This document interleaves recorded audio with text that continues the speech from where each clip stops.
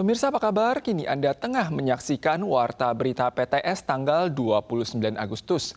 Satgas Khusus Imigrasi Taichung baru-baru ini menangkap 6 wanita Thailand yang menyediakan layanan pijat erotis di sebuah spa. Sementara itu, polisi yang melakukan razia di kota Taoyuan juga menemukan beberapa wanita yang berhamburan dan berlari di atas jalan. Mereka semua akhirnya ditangkap. Pada tanggal 25 malam, polisi Taoyuan melakukan razia di sebuah klub malam. Sejumlah wanita tiba-tiba berhamburan keluar dari KTV dan berlari menuju ke jalan utama. Polisi segera mengepung dan berhasil menangkap 10 wanita asal Thailand. Mereka masuk ke Taiwan dengan visa turis, namun bekerja sebagai wanita penghibur. Saat polisi datang, pegawai tempat hiburan tersebut sempat memberi peringatan agar mereka kabur. 该选外籍女子是以观光名义来台，实际从事违法坐台。见警方进行临检，立即四散逃逸，人遭远警全数查获。 Satgas Imigrasi Taichung melakukan razia di sebuah tempat pijat di distrik Uchi dan menangkap 6 wanita asal Thailand yang menawarkan pijat erotis. Saat razia, mereka bersembunyi di toilet bersama seorang pria yang berpura-pura sedang menggunakan toilet. Setelah saling bersih tegang, mereka menyerah dan pintu dibuka. Terlihat ada 6 wanita dan 1 pria berdesakan di dalam toilet. 6 wanita asal Thailand ini sudah beberapa kali datang ke Taiwan dengan visa turis untuk menawarkan layanan seks ilegal dengan imbalan $600 per 90 menit. Saat ini total 9 orang termasuk 6 wanita Thailand, maklar dan majikan telah didakwa berdasarkan undang-undang. Kecelakaan fatal terjadi di bawah jalan provinsial nomor 88 di kota Kaohsiung tanggal 27. Seorang pria yang mengendarai motor sekitar pukul 4 subuh menabrak bongkahan batu yang jatuh di tengah jalan dan meninggal dalam perjalanan menuju rumah sakit. Legislator pun mendesak pihak berwenang agar melakukan perawatan rutin guna mencegah kecelakaan serupa terulang kembali. Sebuah bongkahan batu jatuh dari atas jalan layang. Beberapa menit kemudian, seorang pengendara motor menabrak dan terpental bersama motornya dan dinyatakan meninggal di rumah sakit. Tragedi yang terjadi tanggal 27 dini hari ini menimpa pria bermarga Chang. Investigasi mengungkapkan bahwa bongkahan batu jatuh dari atas jalan provinsial nomor 88. Sehubungan dengan perbaikan pada celah penghubung, katup di bawah celah penghubung tersebut rusak sehingga menimbulkan celah yang membuat batu akhirnya jatuh. Setelah melakukan inspeksi, legislator meminta Biro Jalan Raya untuk melakukan tinjauan menyeluruh terhadap proses perawatan jalan guna menghindari kecelakaan serupa.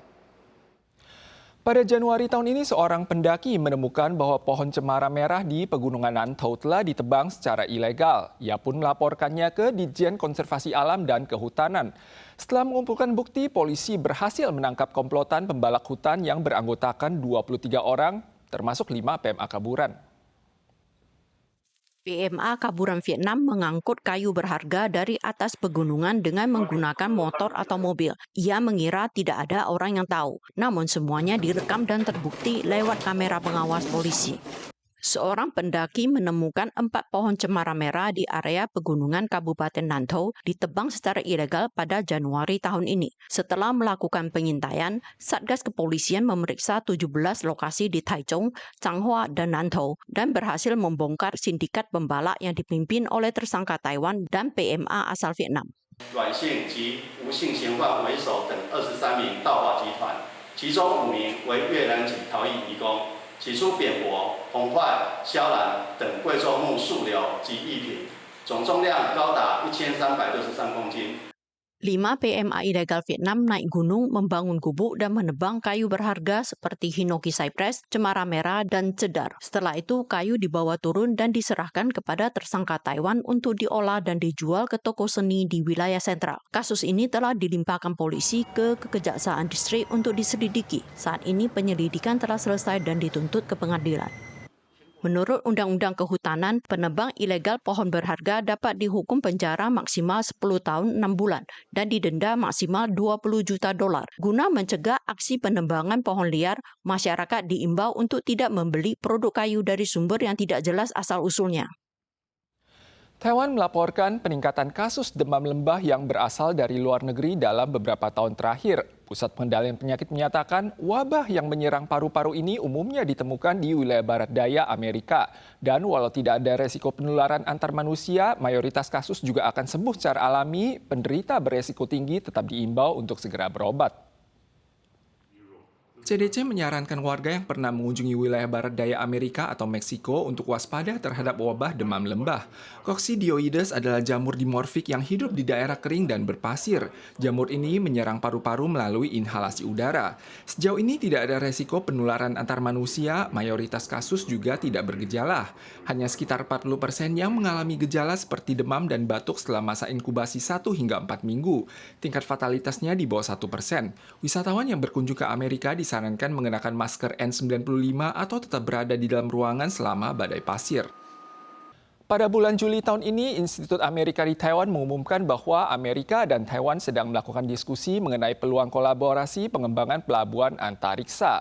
Lewat penerbangan luar angkasa suborbital, rute penerbangan dari Taiwan ke Houston yang umumnya ditempuh dalam durasi 15 jam kini dapat dipersingkat hanya menjadi 2,5 jam. Taiwan untuk pertama kalinya mengirim roket ke Hokkaido dalam rangka uji coba peluncuran komersial pada Juli tahun ini. AIT juga mengumumkan Taiwan dan AS akan bekerja sama dalam pembangunan pelabuhan antariksa yang memungkinkan rute Taiwan-Houston ditempuh hanya dalam waktu 2,5 jam. Apa itu penerbangan suborbital? Biasanya pesawat sipil terbang pada ketinggian sekitar 10 km jika melampaui batas antara atmosfer bumi dan ruang angkasa dengan jarak di atas 100 km atau yang dikenal dengan sebutan garis Karman. Penerbangan akan menjadi gerakan meluncur. Kecepatan dapat menembus di atas 20.000 km per jam. 亚轨道飞行，它其实是改变全世界交通的一种模式。它透过这个在太空边缘的一个飞行技术， Dengan contoh perjalanan luar angkasa Blue Origin, kapsul luar angkasa terpisah dari pendorongnya pada ketinggian 76 km. Lalu, kapsul terus terbang melampaui garis Karman di ketinggian 100 km, meluncur balik ke bumi dengan lintasan parabola. Proses ini disebut penerbangan suborbital. Menurut prediksi AIT, rute dari Taiwan ke Houston hanya butuh waktu 2,5 jam. Pelabuhan antariksa dibutuhkan guna mewujudkan penerbangan suborbital. Saat ini Taiwan belum mengembangkan teknologi pengembangan pelabuhan antariksa secara mandiri. Di masa mendatang, Taiwan mungkin akan bekerja sama dengan Amerika untuk mewujudkan impian penerbangan suborbital ini. Pemirsa sekalian, sekian Warta Berita dari PTS. Berikutnya, mari kita saksikan Festival La Tomatina di Spanyol. Kita usul lagi di lain kesempatan. Sampai jumpa.